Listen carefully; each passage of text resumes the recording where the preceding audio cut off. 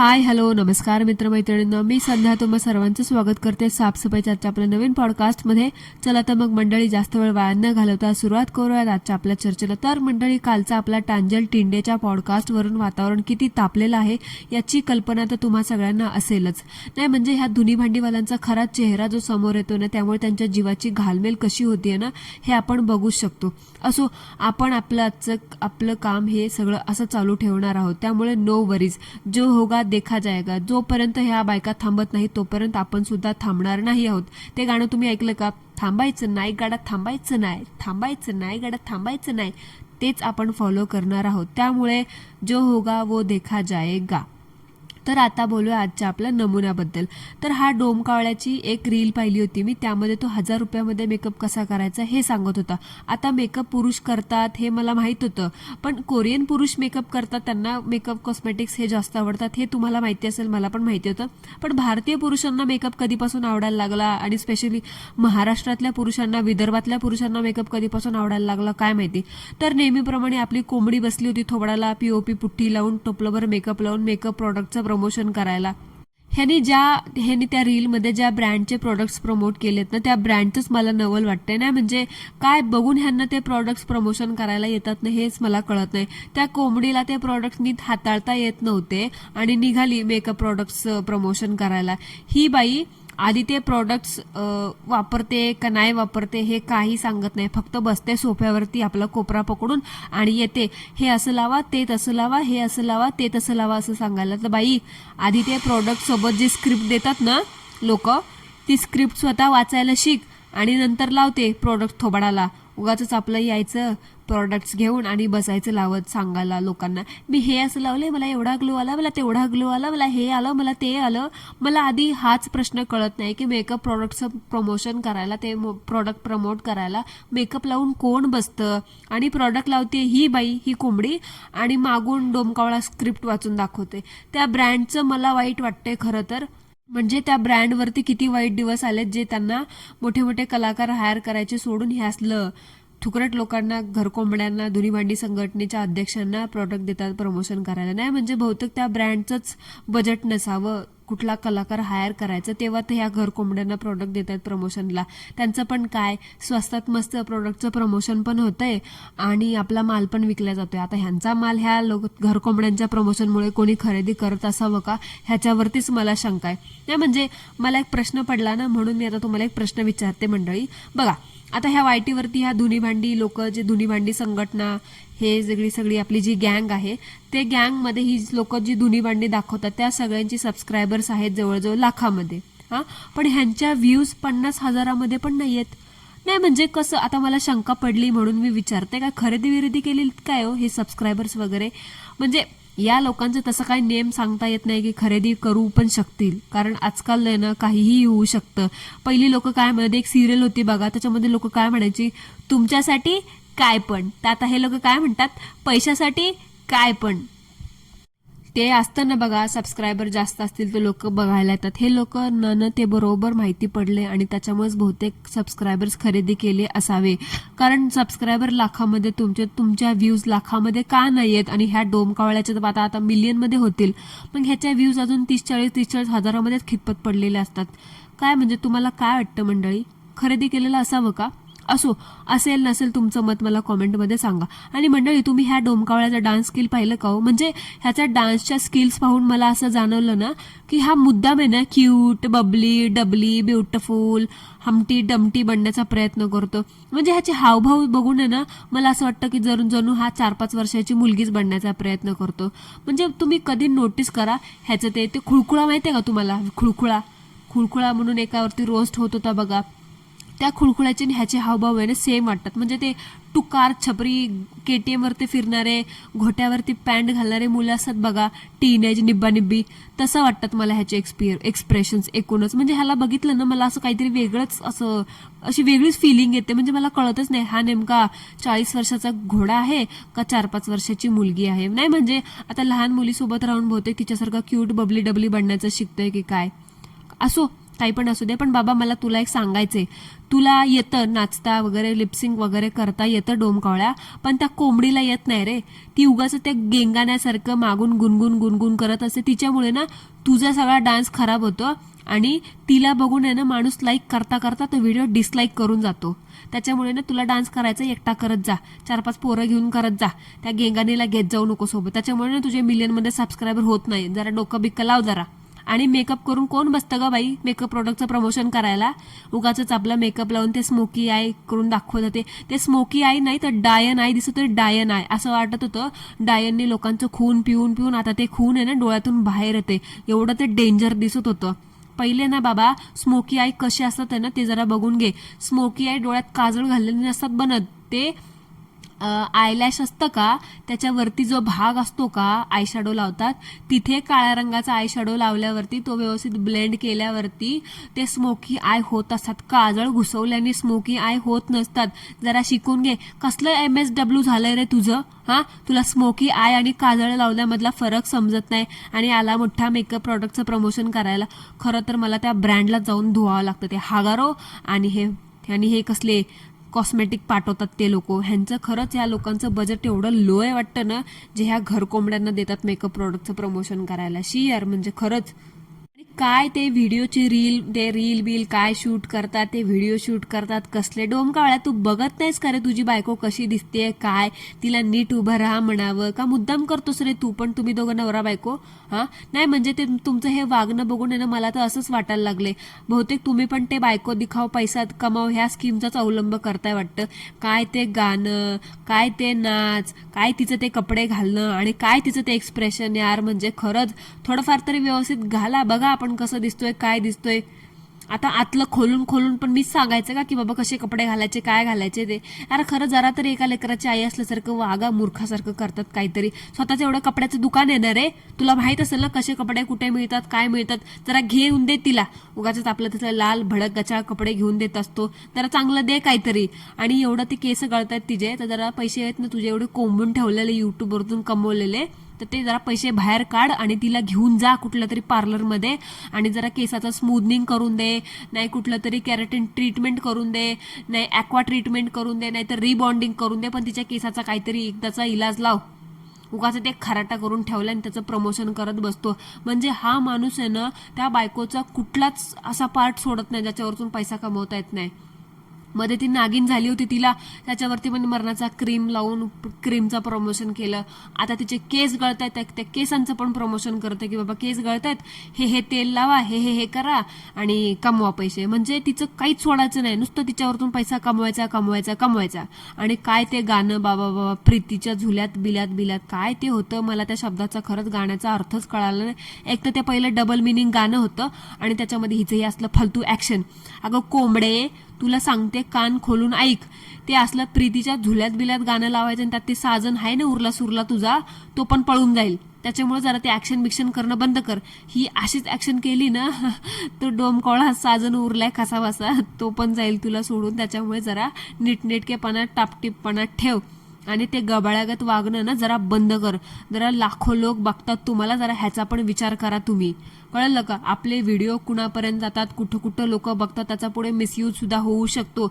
So जरा ह्या गोष्टी डोक्यामध्ये ठेवा. MSW MCOM वगैरे झालंय काय? रात्र शाळेत केलं का तुम्ही ते जाऊन? जरा पण मॅनर्स नाहीत राहू तुम्हा लोकांना खरंच. उगाच आपलं कॅमेरा पडला हातामध्ये आणि ते युट्यूब चॅनल कुणीतरी दिलं खोलून म्हणून उगाच वेड्यासारखं उठकीसूट काहीही व्हिडिओ टाकत बसायचं. आणि मंडळी तुम्हाला आठवतं का मागच्या पॉडकास्टमध्ये मी बोलले होते की ह्या डोमकावळ्याने ह्याच्या अख्ख्या खानदानाचं युट्यूब चॅनल उघडून बाजार बसवला युट्यूबवरती. आणि आता फक्त युट्यूब चॅनलचं नाही तर युट्यूबच्या प्ले बटनांचा सुद्धा ह्यानी बाजारच मांडून ठेवलाय. आणि आता तो बाजारानं बहुतेक चांगला फळायला लागलाय, कारण ह्याच्या आईचं पण युट्यूब चॅनल आहे आणि त्या युट्यूब चॅनलचं पण सिल्वर बटन आलंय. आता त्यावर ह्यानी पण जगभराचा पैसा कमवायला चालू केला. म्हणजे आता ह्याच्या आईचं युट्यूब चॅनल आहे ना त्याच्यावरती ह्या आईने दुनियाभरच्या अवेलेबल असणाऱ्या जवळजवळ लाखो लोकांनी बनवून दाखवलेल्या रेसिपी तीच टाकत बसते. आणि मला कळतच नाही ह्यांना बघणारे अंधभक्त काय म्हणून बघतात रेसिपी, का ह्यांना आजवर कधी माहित नाही का त्या रेसिपी कुणी दाखवल्या, कुणी बनवल्या, का ह्यांच्या खानदानात कुणी रेसिपी बनवल्या नव्हत्या जी तेच रेसिपी बघत बसत. आणि ह्या भावाचं एक टेक्निकल चॅनल पण आहे म्हणे, त्या टेक्निकल चॅनलवरती हा दाखवतो काय माहिती, कारण ह्याच्या थोबाडाकडे बघून वाटत नाही की बाबा ह्याला टेक्निकल मधलं काय कळत असावं म्हणून. ज्याला माणसाला स्वतःची बायको कशी वागते, कशी काय करते ते बघता येत नाही आणि टेक्निकल चॅनल मधलं काय सांगत असावा हा. असो, मला एक कळत नाही.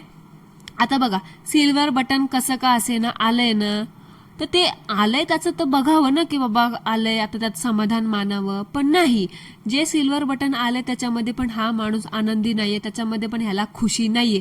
हे लहानच आलंय, हे मोठंच आलंय, ह्याची साईज बारीकच झाली, ह्याची साईज मोठीच होती, हे ह्यासच झालं, हे तसंच झालं, नुसते घराने. अरे बाबा, तुझ्यासारखे थुकरट लोक एका घराचे 1760 चॅनल उघडून बसलेत ना, म्हणूनच त्या वायटीने आहे ना त्या सिल्वर बटनची साईज आहे ना बारीक केली आहे. आणि एकाच घरात 10 बटन जात आहेत ना, हे बघूनच मुद्दाम त्यांनी तुला आणि तुझ्या कंटेंटला बघून त्याच्या हिशोबाने तुला बारीक बटन दिलं असावं.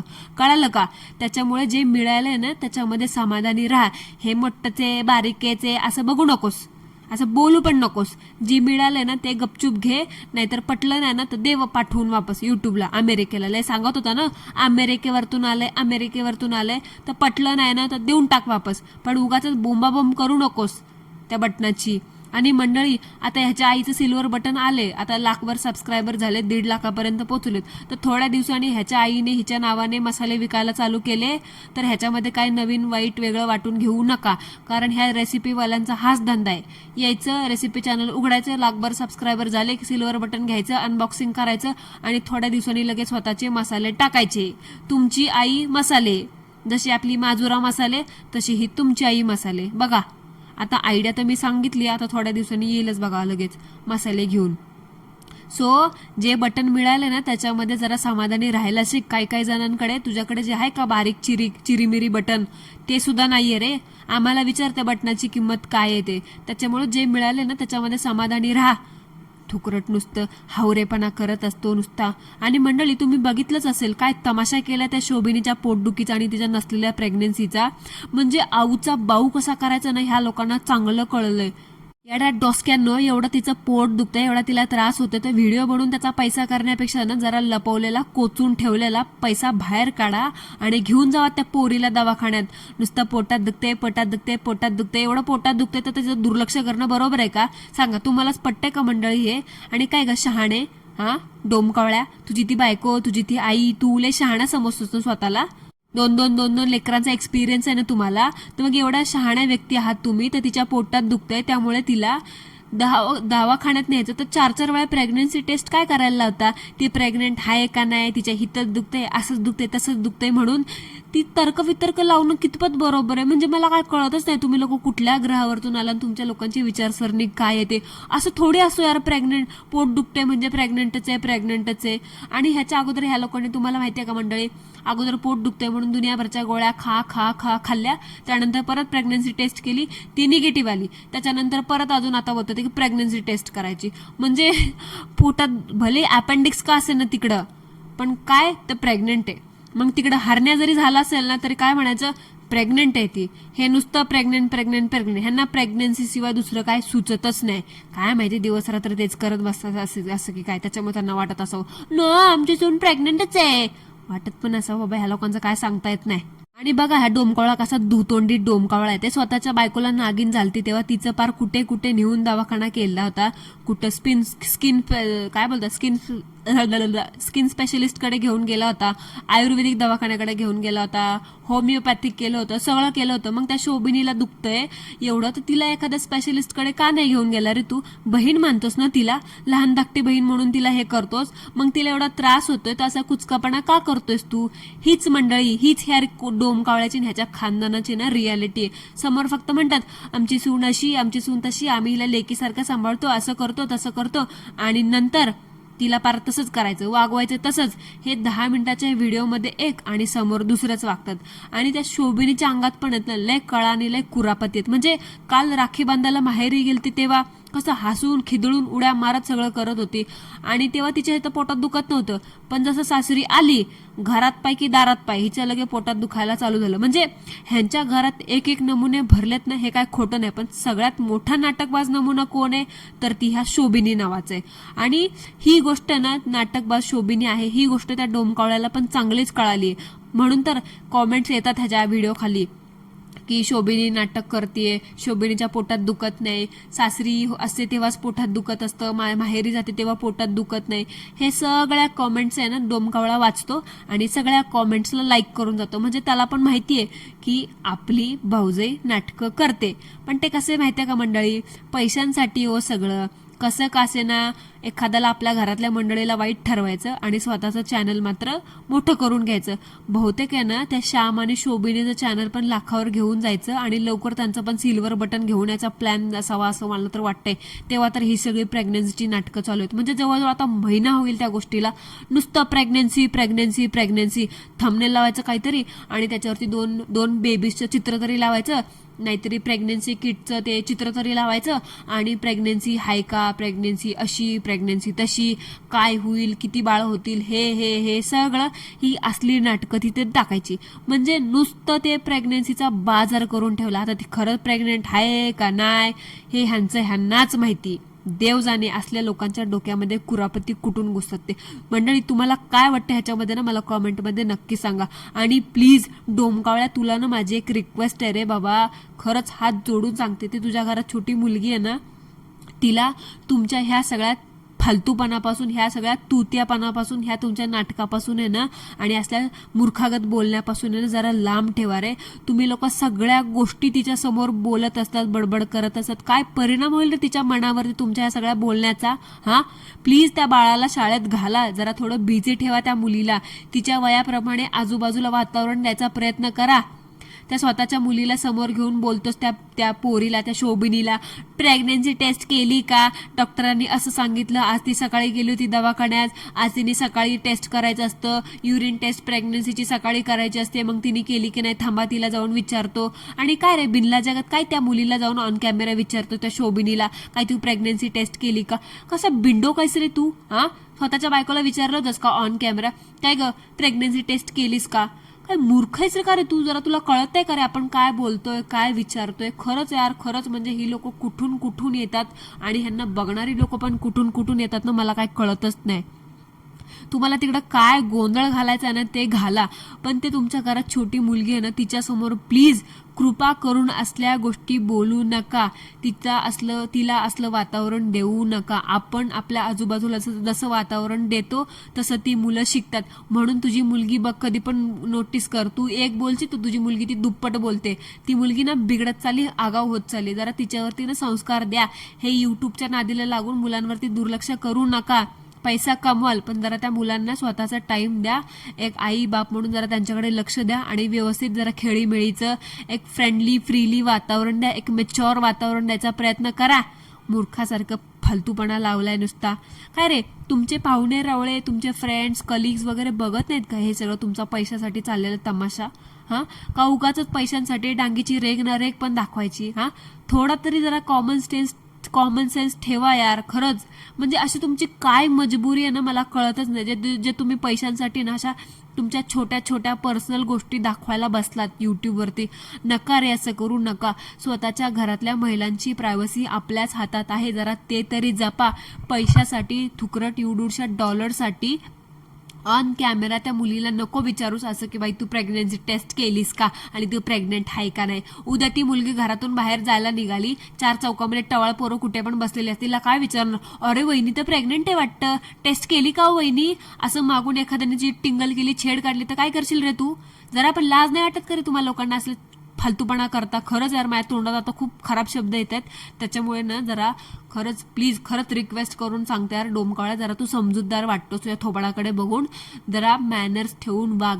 आणि प्लीज हे प्रेग्नन्सीचा तमाशा लावलाय ना तो तुमच्या घरामध्येच ठेवा.